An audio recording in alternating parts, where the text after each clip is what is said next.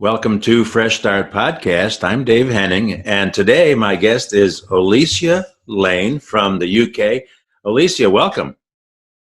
Hello, Dave. Thank you for having me.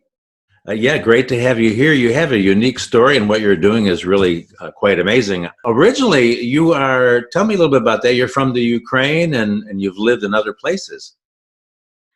Yeah, I was born in Ukraine, and Olesya it was a very popular name in the 80s in Ukraine.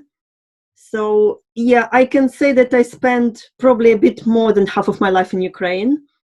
And then when I was around 25, I thought I just want to travel a little bit. And then I spent a decade in the Middle East. It was very interesting, very hot, but nice. It was nice living there and working.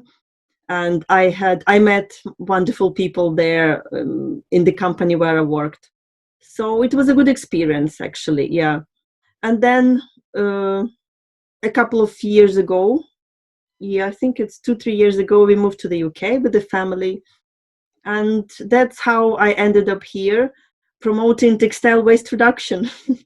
Outstanding. Yeah, that's really great. Actually, I was telling my wife when I read your bio that our granddaughter back in the eastern United States, she actually does a similar kind of thing just herself, where she takes recycled nice clothing and she sews things onto it, and she has a little website. So very interesting. Yeah, I think you're probably a little bit larger scale than that. Did you come out of the corporate world? Yes, my career and my life path that was before my textile waste reduction mission, it was totally different. Nothing linked to textile or fabrics or sewing or anything like that, creativity. And my first diploma was English language teacher, believe it or not. And then I was writing procedures and policies for big companies.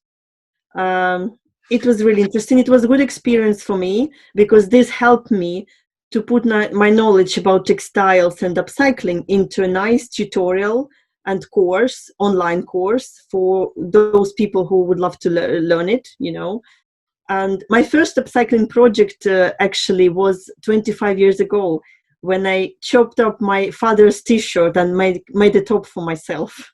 I really loved that.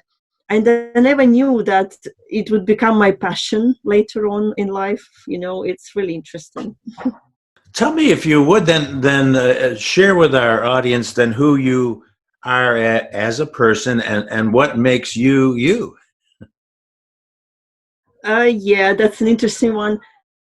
I think I am a collection of my experiences, things that I've learned in the past, things that I will learn in the future, and probably places I've visited and things I tried, So I'm a collection of all these things and also my future plans as well. It's quite interesting.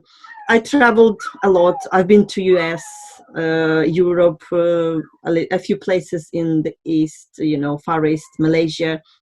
So it was quite good. I loved it. It's really interesting to see places, to see cultures, and it's amazing. It really opens your eyes to what the bigger picture of the world looks like.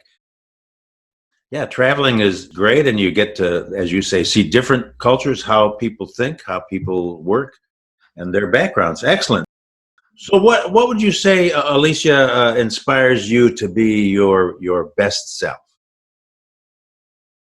My inspiration actually comes, it might sound weird, but my inspiration comes from people who I inspire as well, because it's kind of, I see the result of my hard work. And that's the best motivation for me. Last year, I had a Christmas workshop. And this little girl that I had coming with her mom to my class, she came up to me and her mom said, "Oh, my daughter, she wants a sewing machine for Christmas." And it was for me like the best ever, inspiration and motivation to know that someone changed their habits to become better, they got a new interest that might become their passion as well. We never know. We try a lot of things and then we just follow our passion and we just go go with it, go with the flow. And this was really, really like beautiful moment for me. I got all emotional.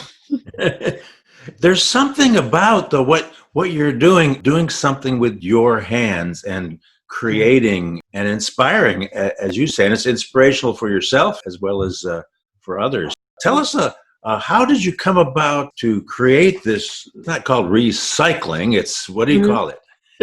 Upcycling, yeah, upcycling. Upcycling, right? Yeah. Well, it's basically the same. Yeah. It's upcycling. It's why it's called upcycling. It's when you take something and you transform this into something of better value for you. So it's your opinion what will be for you a better value. Because some people might think, oh, I don't like it. But for you, it will be very useful, something really, really good.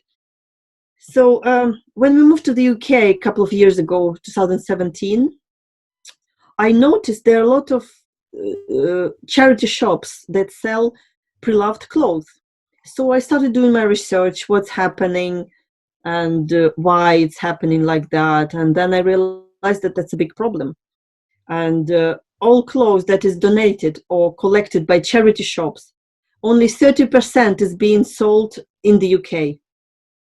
And the rest is exported to Africa, Eastern Europe to be sold in second-hand markets and then incinerated or landfills, because people don't like to buy this low quality clothing because fast fashion, it's low quality, you wear it once and you throw it away, unfortunately.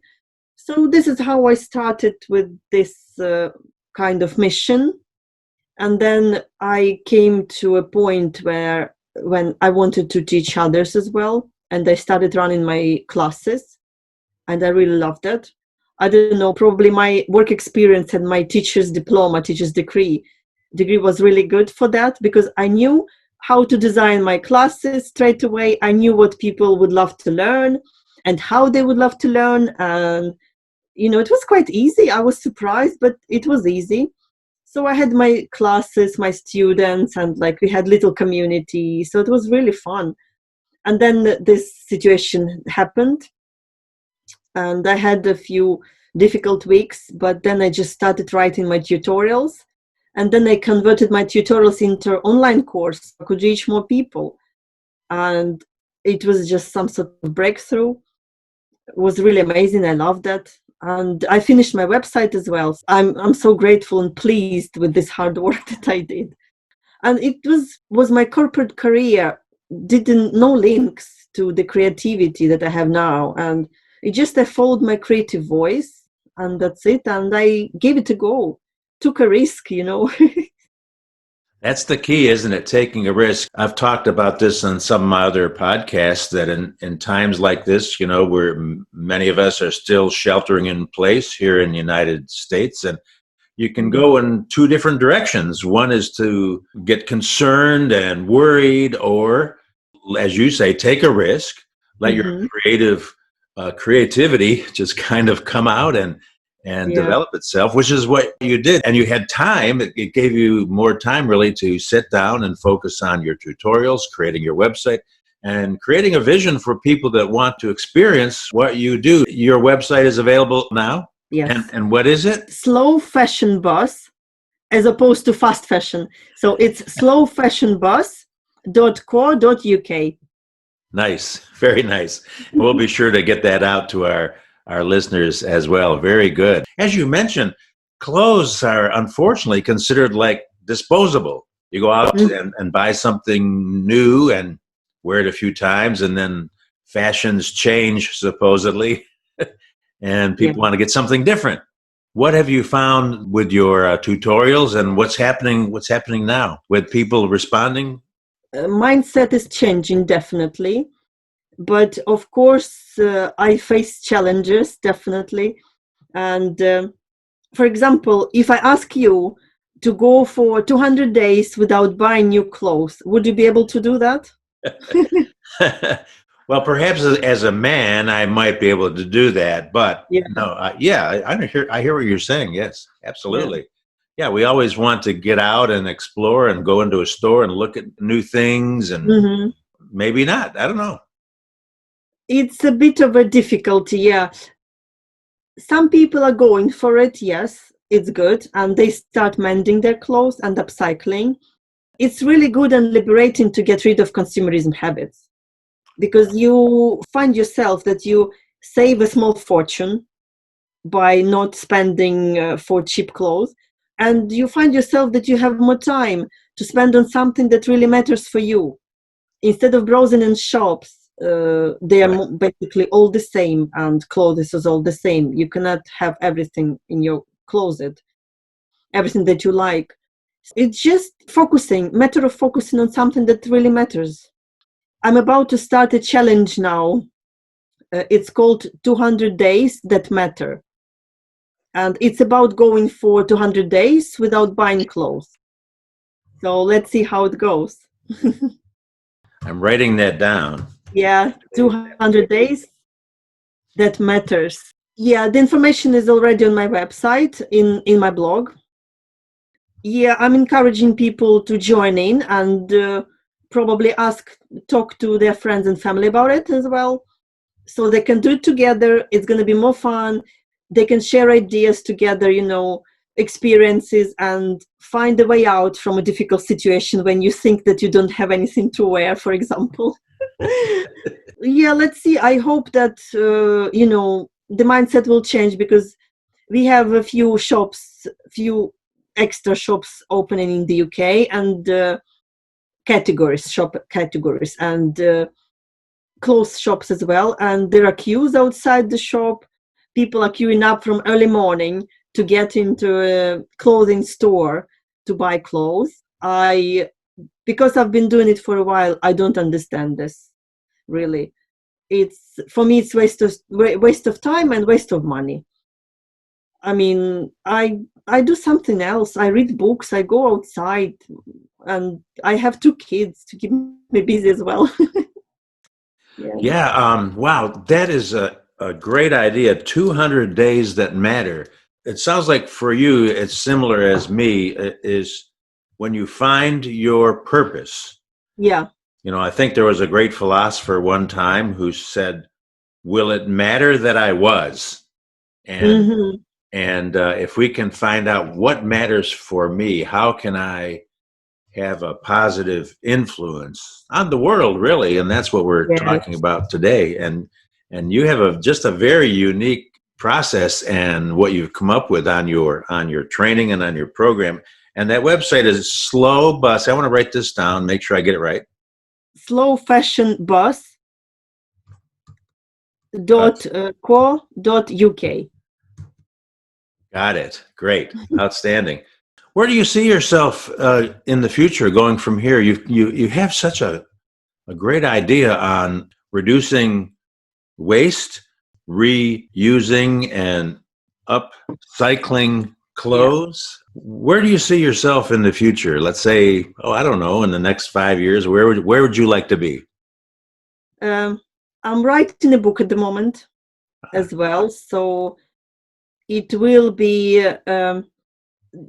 similar to my course, and the way the book will be designed, I will not give specific instructions to people to make a project, to complete a project. For example, if I ask someone to make a dress from shirts, and this lady doesn't like dresses, so it doesn't make sense. So in the way I design my courses as well, it empowers people with the knowledge, necessary understanding and skills to to create their own projects. So it's really good. It's a bit different. There are a few projects included that students can follow and create something different, but they're easy adjustable, and I give extra tips and ideas, what you can do, what you cannot do, because all fabrics are different. So a lot of tips there. That's one thing I'm working on. Then second, I'm trying to encourage men to do some sewing as well. In the past, this was one of my tasks as well. I created a nice event, put blue colors denim, and I called my sewing club Guys in Stitches. And I was looking for brave men who could join my guys only sewing group, and I couldn't find anyone. A few men commented my post. I shared my post in the community, and a few men commented they're interested, but nobody joined. So I thought, yeah, it might be tricky, but I need to find a way. So this is kind of my not big goal, but kind of task that I cannot let go. So I want to try and find a way how to get a few men to join my maybe online course, or maybe design some special course for them, so they can sew a button on themselves without asking anyone, fix a zipper or fix something, things happen. So that's kind of Guys in Stitches. Well, I'm laughing because I grew up in a generation of my mother showed me how to iron clothes and showed me how to sew things by hand, like when a button fell off. And I was just laughing because I was at an airport heading to a convention, and I was waiting at this airport, and my pants had a little problem. And I had to take my sewing kit out of my carry-on bag with my computer and go in the men's room and sew my pants back together. Yeah, back together again. Little embarrassing, I might say, but I have heard of some well-known people, even professional athletes, who know how to knit, and they make wow. things. So anyway, be encouraged, because there are a few guys in stitches out there somewhere. Yeah, definitely. So I will keep pushing, I will keep looking for brave and courageous men. Let me ask you this. So there are a lot of famous and historic sewing machines. What do you like to use for your sewing machine? I have 4 sewing machines in the house, and all of them are Singer brand. Yes. And so I have 4 singers, and I'm the only one dancer. I actually saw a Singer sewing machine. It was so old that you actually, before electricity, you had to pedal it with your... Yes. I have this one, Wow. I have this machine. It's 100 years old. Wow. And then I have 40 years old machine, and then 2 machines, they're fairly new. One is 3 years old and one is a few months old. So it's like a few generations, different generations. Very nice, very nice. So are you creating your own products that you're just so I understand clearly that you're selling some of your creations online? Is that right? Yes, I create unique and durable garments from discarded fabrics and clothes. Wow, that's fantastic. Yeah, there's a gentleman I met here in our area that he actually has a warehouse of clothing materials that he sells to people locally here. It's very interesting. So let me ask you this then. How can I help you? How would you like people to contact you or keep in touch? You have a Facebook page also? Or? All my contact information, all my social media, everything is on my website. So it's Slow Fashion Buzz, Core UK. It's the central hub for everything I do. I'm filling it up with content. There will be a few videos, my participation in online sessions, practical sessions, how to upcycle your clothes. I'm showing my projects there. So I'm adding it slowly all to my website. It's up and running already. It has all services that I offer, my online course, speaking engagements, everything, community group there, and my shop links there. So everything can be found there.